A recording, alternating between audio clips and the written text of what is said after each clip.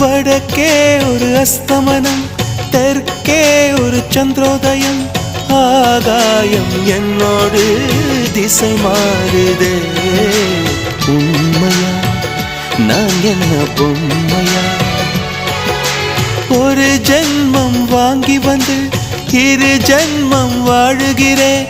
இது என்ன கதை என்று விதி கேட்குதே. மாயமா என் கண்ணீர் மாறுமா? எங்கேயோ தொலைந்த விதை இங்கே வந்து பூத்ததென. முல்லைப்பூ என்றிருந்தேன், முள்ளோடு பாய்ந்ததென்ன. நானோட நினைக்க நிழல் என்னை துரத்த.